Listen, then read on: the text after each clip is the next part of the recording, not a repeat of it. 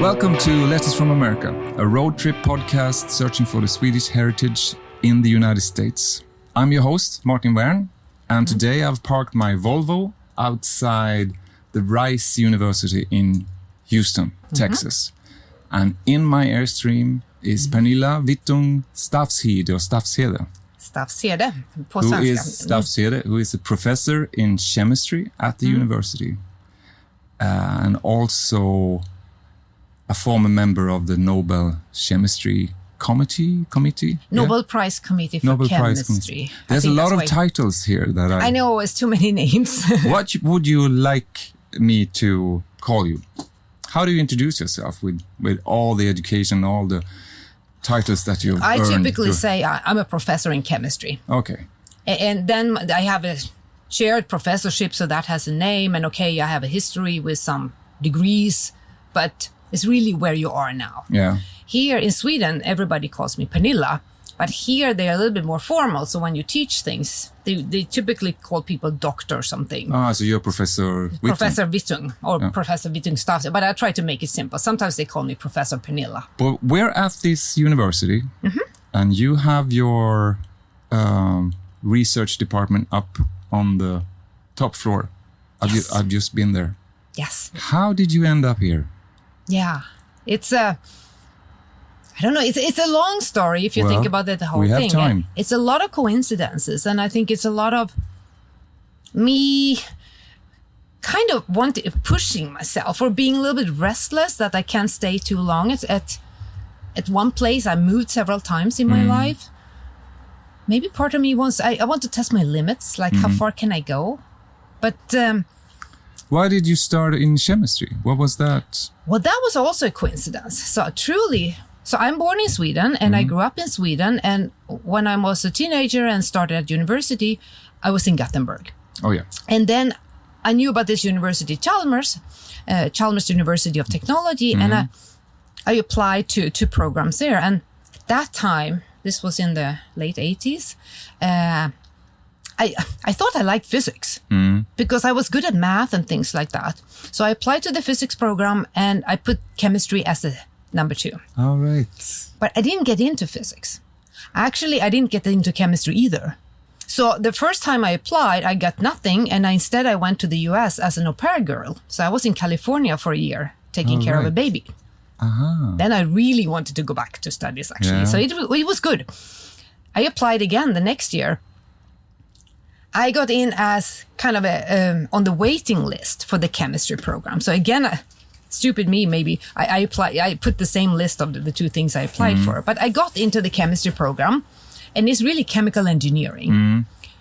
Really, in the beginning there, I didn't like the engineering part. The first week they show you around, like, company or factories or where they do engineering stuff or chemistry. When you say chemistry engineering, you mean like for the industry, for the production of chemistry? So in Sweden, you have these engineering programs, or you have more traditional kind of science programs. So Chalmers University has only engineering programs. So that gives you like a special title. So that's always considered a good education. So I thought I would do that. I mean, when I was young, I didn't know what I wanted to do at all. I just wanted to study something that gave me a lot of options, I think. So it became chemistry and chemical engineering. But then in the last few years, you can kind of pick your courses a little bit. So then I picked more basic chemistry or like non-engineering things. And I think the key thing there is that the last year of those 4 years, you could apply to study abroad. Yeah. And I thought about that already from day one, actually, that, I want to go away. I think I always liked traveling. Yeah. So then, and I got in. So I went to Imperial College in London. And I was a student there for a year. And they put me in a program that was about research.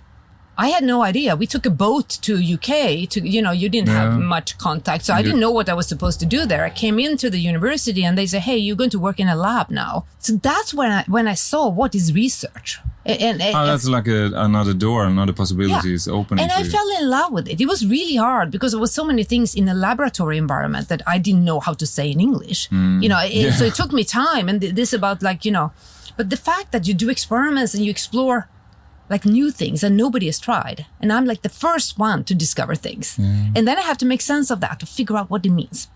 So anyway, and that showed me, or I learned there that you can actually continue after your degree and get something called a PhD. So then I went back to Sweden and I applied for PhD positions at my former university, Chalmers. So then I did my PhD in physical chemistry. And I picked that because that professor, I had him in physical chemistry as an undergrad. And I really liked him. He was this lively professor explaining, you know, entropy and things with his hands. And he was really, it felt like that's a good place. And then I got to work on some projects. You know, I worked on DNA. I worked on some DNA analogs that could be genetic drugs in the future. I did a bunch of experiments with a lot of different techniques. And I really liked it. And I think I was probably good at it too. And because I pushed myself. Because that advisor, he wasn't really following up what I was doing. I mean, I was doing things and I went to him and said, look at this. And now I saw this or I did this. What do you think? You know, I've written this. What can you edit? You know, I pushed him maybe. But I learned a lot. Yeah. So now it's a different method also. You learn a way of thinking. It's almost like creativity in a way that you learn. You have to be very creative. You know, so that's and why... And also open for whatever answer comes your way. And that's the key. And that's why kind of, you know, thinking about the big picture of research and having, you know, unrestricted funding for research. But you need to have the possibility to like test whatever goes weird, right? Yeah. The strangest result is really the most interesting one. If you know what you're expecting, it's kind of boring science. But if you really explore, anything can happen. Like a detour. And that's many times how great discoveries are done. I mean, you find something new. Think about penicillin. You know, that guy, he didn't look for an antibiotics. I mean, he looked for something else. And this was a side reaction. And, oh my God, what is this? And he followed it up. So I think it's important to be in the right kind of creative mode or in a happy mode when you do research. Yeah, like an openness. Yeah. I can see that, yeah. And I really like that. This is about like being my own, it's up to me. I mean, it's a big responsibility. And it still is. I mean, you've never done when you stay in academia, being professor and working at university. I mean, you always need to like, you know, success is very short term. Yes. And then you need something. You always need the next thing, the next step. But anyway, getting my PhD, the next step will be called a postdoc. Yeah. And then I applied for Swedish money to go abroad. So I got funding from the Research Council in Sweden to go abroad. And I went to California, to Caltech, or California Institute of Technology, like one of the top schools in the US. And I went there because it was a really good professor there that was working on something interesting. So I had... Where are we now in your life, in your age? Now I am... I'm 28. Okay, so you've done a lot of studies and then... Yeah, I mean, I got my undergraduate and that included the master, and then I got a PhD. Then I go away for this postdoc, which is more like a job, right? But still, you're still learning and you're still kind of not independent because you work in a group of a professor. So it's somebody else's research group. But that's kind of the first step to become independent. And at that time, I just thought I get 2 years in the US. I can have fun, right? I want to go somewhere I can do great science, but I also want to explore. In California, you have beaches, you have mountains, you can drive to state parks. I mean, it's beautiful. It was good. I think I was doing well. And then I just realized from the other people in my lab that, the other postdocs, they are applying to become professors. I didn't really know about this pathway. It's like I didn't think that far ahead in my early life. I was just kind of enjoying the moment, I think. How do you become a professor? You have to apply for a job. So every fall, there are a bunch of applications or openings at different universities. They look for assistant professors, which is the first level. So then, if you get that position, you start your own group. You get a lab space and you fill it with instruments and you recruit students that work in your lab. At the same time, you need to do teaching and duties to the university too. But the key thing to be a good professor is that you do great research, right? And you have your own topic that you work on. Then with time, you can get promoted. You get tenure, which is this kind of, permanent thing. Then you become an associate professor. And then you can be evaluated again and you become a full professor. So that's like the steps of How much time do we talk about here? I mean, 5-6 years for the first step, assistant professor. Oh, then wow. maybe the same amount of time on associate level, and then you become full professor. And a lot of things in academia, we evaluate each other. You know, because there's no like numerical system you can say that's good and that's bad, that's interesting. You need to have reviewers that, you know, different other researchers that kind of volunteer and do certain things. So we have to do these duties. Sometimes I review things for some type of grants, right? And then I apply for other grants. And so it's a lot of that we always judge each other, which sometimes it's hard to find a better system, but you can also, you know, misuse that system if you want to. I see before me, maybe, you know, ruined by all the drama of television and hospitals and all that you see. Is there like a competition within this group? I mean, there are competitions. Can we make a TV show out of this? Yes. I think you could actually make like some kind of soap opera about the academics at universities and how typically you don't compete with people here. I don't compete with the other people at RISE. Oh, you compete with I compete with other people doing similar type of research as I do at other places, right? You want to keep tab of each other where you... All right. You know, it's different in different fields. Yeah. When I started out, we were working on protein folding, and that's a very competitive field. And there was different kind of groups and people that came from different professors that had, you know, there was always like a fight. Can you explain that? Protein folding. Yeah. Typically, I have a rubric snake. Oh, yeah. And that's my illustration. You have a long rubric snake, and that's kind of a protein chain, and it has to curl up to some compact structure. That is the functional form of the protein. So this process of going from the extended form to something globular, that is called protein folding. Okay. And this happens in us all the time. So we make these kind of boiled spaghetti. That's my other kind of illustration. And then you roll it up to a yarn ball. Oh, yeah. But how does that happen? How does a boiled spaghetti know what to become, right? And that has puzzled researchers for a long time and still does, although we know more and more. But to understand more about that, you need to do experiments. You need to study proteins and figure out this protein, that protein, you know. Which leads back to the backstabbing and the intrigues of the research work. Yeah, and then, you know, people can have different opinions because even if you try to do controls and you do correct experiments, depending on how you do experiments, you know, people come to different conclusions. That's why we have so many researchers and do rather similar things sometimes, because we need to kind of double check each other and compare and see, but you had a different pH or you had a different buffer or you used that method. You know, if we can, eventually everything comes together to some kind of truth, right? Or the scientific kind of reality there.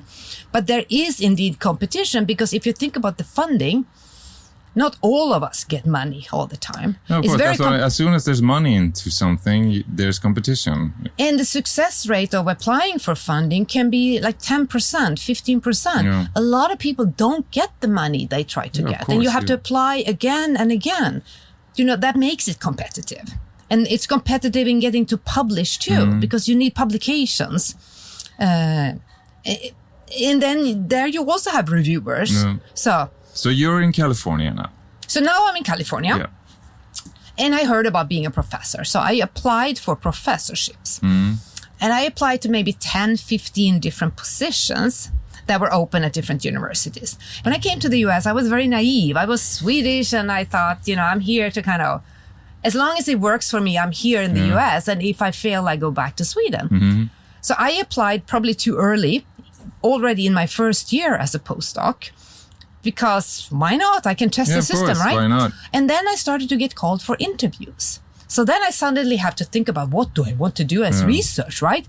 It's like you need to have a research talk, what you've done, but also proposals, what you plan to do if you were to be hired. You need to present a plan of why. So I made up some crazy ideas. Oh my God. Now I still have them. So sometimes I look at them and I use transparencies at that time. That's how you show things. Yeah. But I was interviewing at 3 places. And one of the places were New Orleans, Tulane University. Oh, yeah. They were searching for a professor. So these places were searching. Yeah. And like RISE here searches for several professors every year. That's kind of a normal thing. But then I went to these interviews and Tulane gave me an offer. Yeah. Oh, my God. So I got this offer and that was my first interview. So I didn't remember anything about the place. I had to go back again and look like a second time because it felt like, oh my God, now it's real here, right? But I took it. You got it and you took it? Yeah, and I took it. So that means that you get a bunch of money, a startup package, you get a lab, and then they say you go teaching, you do some research here, and you prove that you're good. So what was your plan for your research? I mean, I had a plan. What was this sort of... No, so my plan was, which is a good plan, I had this idea that I worked on these proteins that were folding, right? And how fast, the question was like, how fast can it go? What's the speed limit for folding? And my protein has the speed, I have the world record in protein folding here because my protein is folding in 1 microsecond, 10 to the minus 6, it's nothing. That doesn't say anything to me. No, that's but fast. it's quicker than a second. Yeah, quicker in a second, much, much quicker. But anyway. But do you mean that you can force it to fold? No, it spontaneously fold. But why is your quicker? Well, I can measure the time. If you compare different proteins, how fast they fold, mine takes shortest amount of time. Oh, yeah. So other protein can take longer. I mean, in our bodies, proteins fold all the time, but they do it on many... It's like a natural process. Yeah, unless you get sick, because then we'll come to that. But then bad things can happen. No, so my idea was that we looked at the simplest proteins before, but most proteins in our bodies are more complicated. There's like a protein chain, but they also can have like a metal ion or some other cofactor, or there could be 2 chains. How does that, adding on these additional factors, affect the folding reaction? Because that's kind of, if you want to mimic living systems, you have to look at that. Every question you ask and answer, there are more questions. And you can ask so many detailed questions. What I do in my lab and still do, we make proteins. In principle, you use bacteria and you grow a lot of bacteria that has your protein, the DNA for your protein inside. So then the bacteria makes your protein. Then you smash it open and kind of purify out your little protein. Then you have it in a test tube.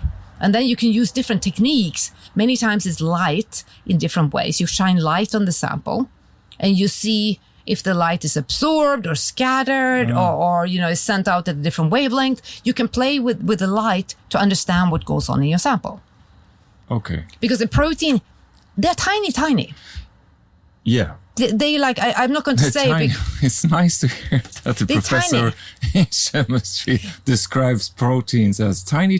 Yeah. They're very tiny. But if we stop at the proteins now, because now we're in Houston, not in New Orleans. Yeah, you're right. So how did that happen? From New Orleans, we moved to Rice. After 5 years in New Orleans, I actually got the promotion to tenure after 3 years, because I think they were worried I was going to leave because I was doing well. All right. It's kind of laid back. Good. They were really nice, the faculty at Tulane, my colleagues, but they were maybe not all of them the most stellar. But so they saw me as their kind of star coming in, the young person, the new person, and they a new mind, a new set. Yeah. And they supported me in a lot of things, nominated me for awards and so on. But I think they also saw less promoters, so nobody else tries to catch her. But I happened to organize a Chalmers University alumni party at my house in New Orleans. There was a bunch of Swedes, in the US that had gone to the university in Sweden, but they all came to this party and we had a gask, a big party with drinking and everything, lively party. But there was one professor. So there was one other person like me at this party, and he was from Rice University here. Oh, yeah. And he told me that, Pernilla, if you want to have a better salary, you should apply to other places. That's the only way to kind of try to bump up your salary. You try to go to another school and then say that you have another offer, and then you can get a better deal where you are. Send me your CV. So I did.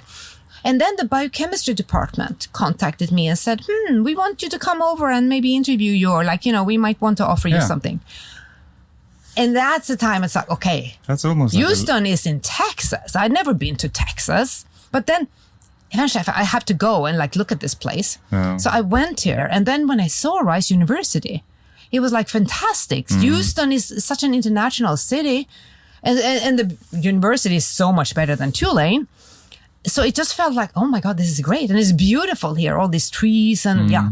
Yeah, it's a lovely place, absolutely. So I loved it. And I felt like this is a step up for me. Better students. And that's also important, what type of students you have at the university.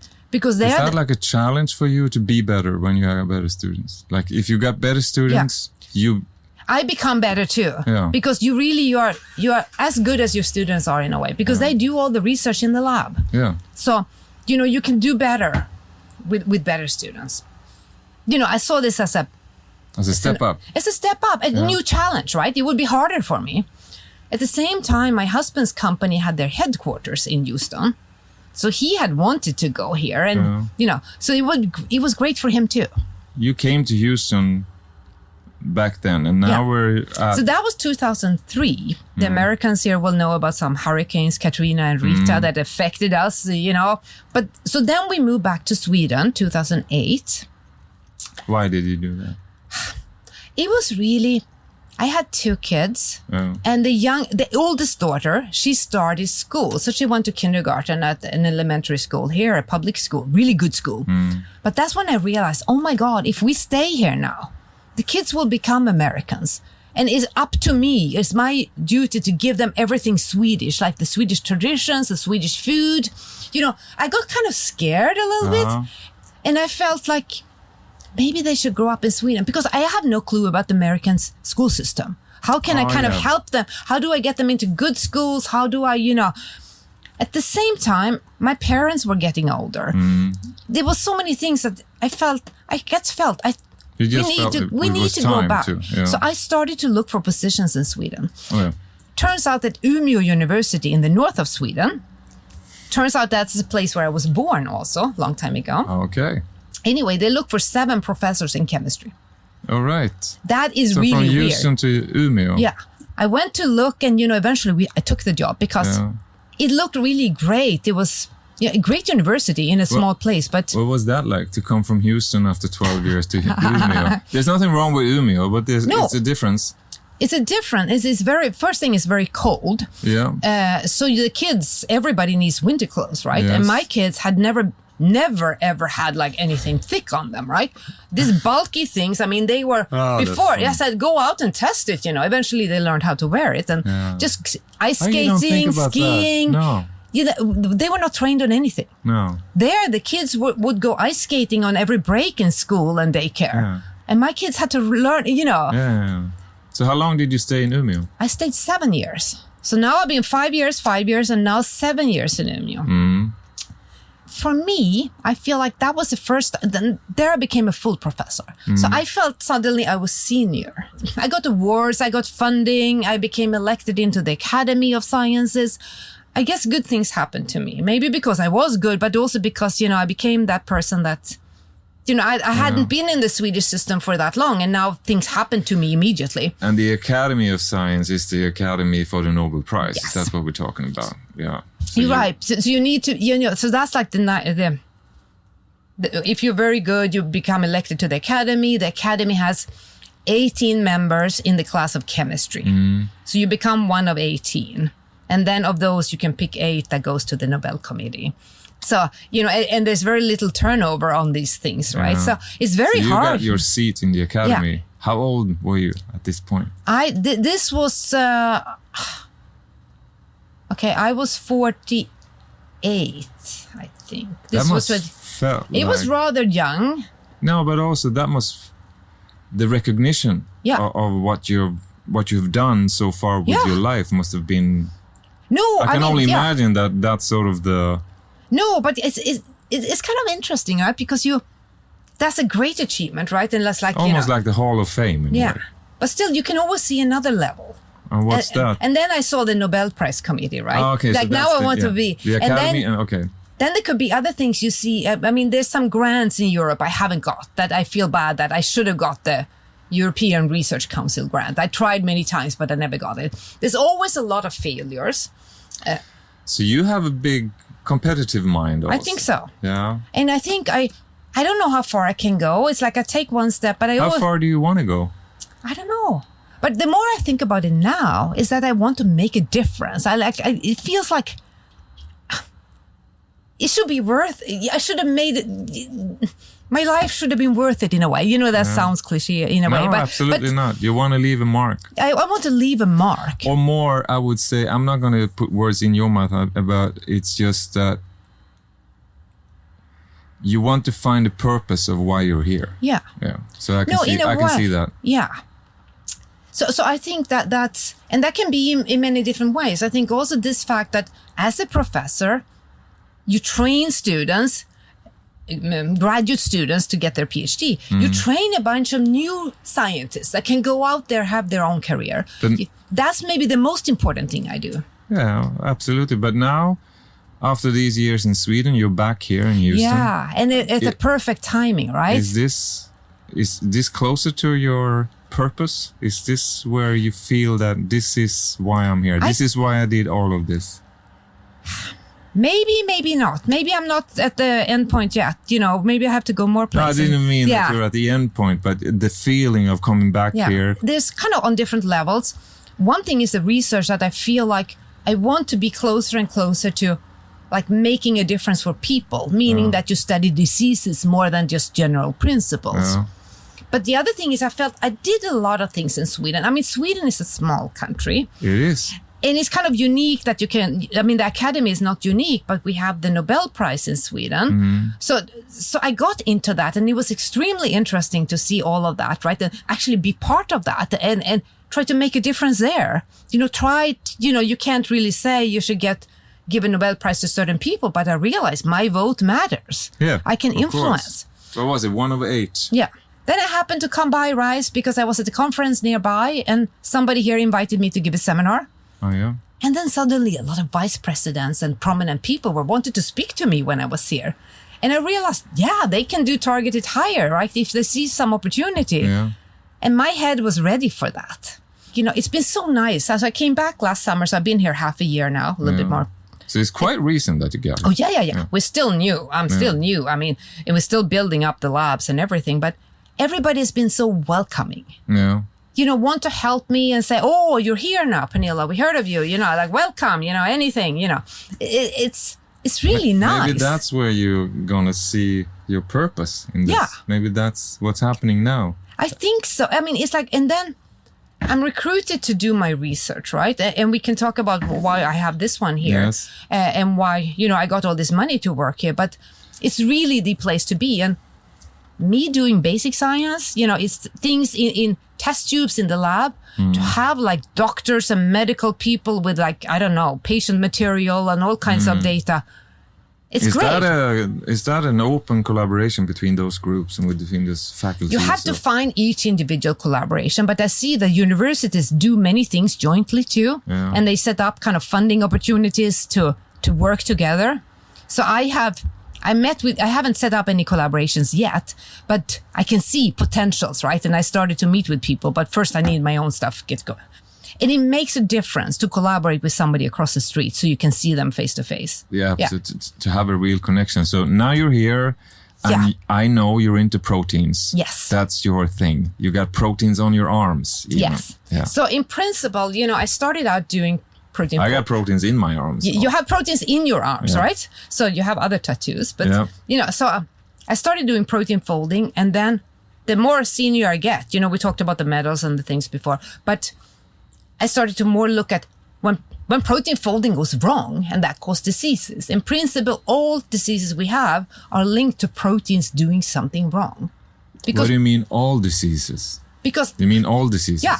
Every disease you have, it's a particular protein or set of proteins that misbehave. Because protein, You mean all diseases? Yeah. Oh, wow. Yeah, I mean, you can have genetic, you know, inherited diseases that, you know, there can be DNA problems in the genetic material. But that means that the protein is wrong that you make from that genetic material. So in the end, proteins do all the work in our bodies. All right. So they cause all the problems. And then many times when you have a mutation in a protein or somewhere, and then the protein is not functional because it doesn't form that globular structure. So it's kind of just floppy. And then it doesn't do its work. So you have a lack of function, and that's a disease. And many diseases. And then you can try to supplement it with something. But the diseases that are increasing in society today, neurodegenerative disorders like dementia, all types of dementia, Alzheimer's, Parkinson's, ALS. It's proteins. Their proteins misfold and then they become toxic. So there's gain of function. They start to aggregate together and form. And that's why I have this here, this long kind of stacked fibers that we call amyloids on scientific, but plaque in the brain. Most people have heard of that. Yeah. So the proteins start to form these long fibers that clog your brain cells. Oh, yeah. And that's and they have toxic functions, these plaques, so they destroy your brain cells and they die. And therefore you don't have memories and you can't function as normal. But this model that you have here, is this a faulty protein? Yes. So one of these, you can take this apart. So one of these pieces is actually a chain of protein. Yes. That has a normal function as an individual protein here. Oh, this is a normal protein. Yeah. But it has a different shape, but I can't really bend this one. No? Okay. Yeah. But then when things go bad, when you get Parkinson's, this protein start to assemble into these beautiful structures like this. And they can be long, very long. So thin, long things. I can see them under my microscope. Yeah. And really? You can extract them from the brain of dead patients, but you see them in the brain. So there's a direct link between this protein and Parkinson's. So they stack together and get longer and longer. And when they do that, they sort of make everything around them in the brain not functioning anymore. And that's the question. Maybe that is the whole truth, but maybe they do more things. So we have found, for example, some new things we discovered is that when they make these long things can actually do certain chemistry on the surface. So they can change things in a cell. A cell is full of metabolites and all kinds of little molecules, DNA and other proteins. These seems to be able to change that, to catalyze chemical reactions and maybe mess up the cell even more. Then you have a physical problem that you kind of poke on the cell walls type of things.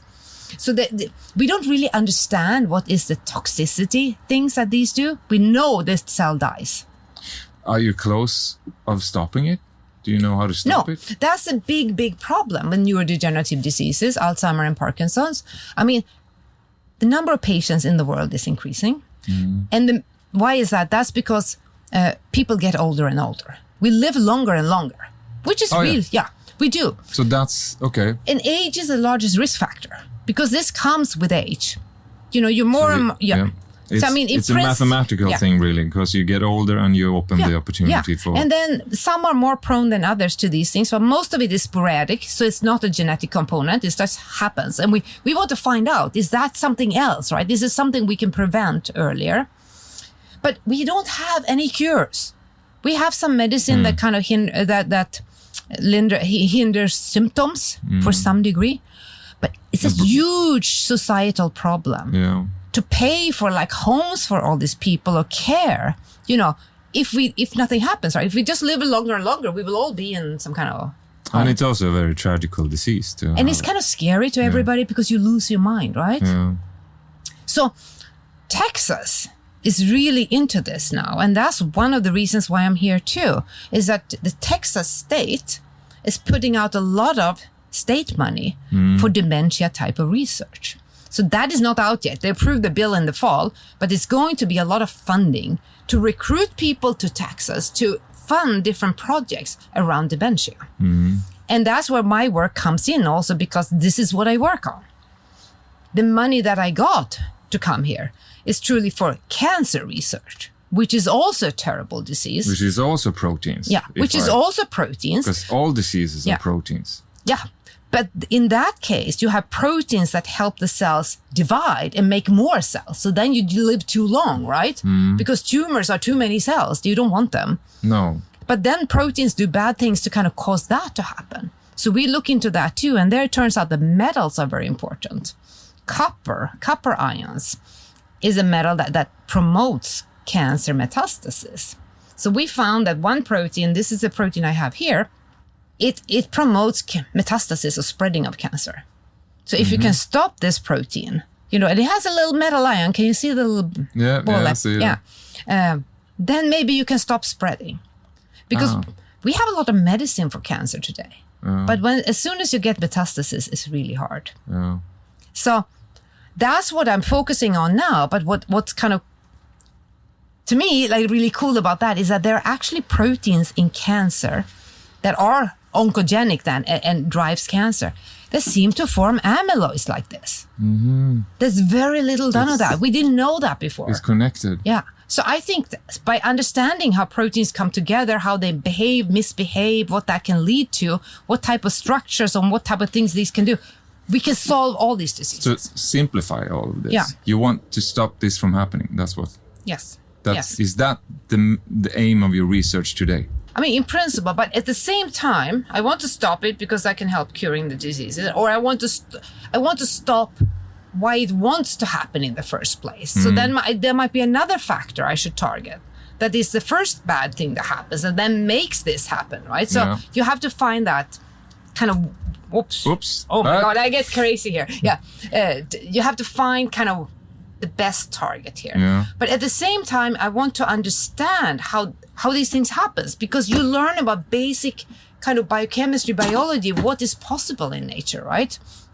Because these types of things, these long fibers or amyloids, some of them in some organisms can be functional.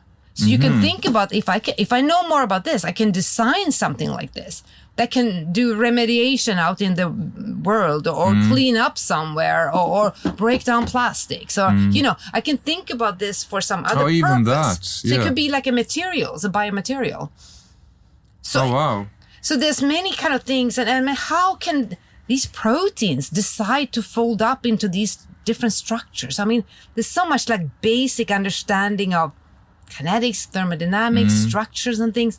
And I think I'm triggered by the questions, really. I want to find a cure, but I'm not going to make the drug. I'm going to do discoveries that says, you over there, you go and make a drug to this target. I give you my target. But I want to kind of... Would it be possible to, I know that I'm in a little bit of deep water now, but would it be possible to sort of skip the drug and just to change the protein?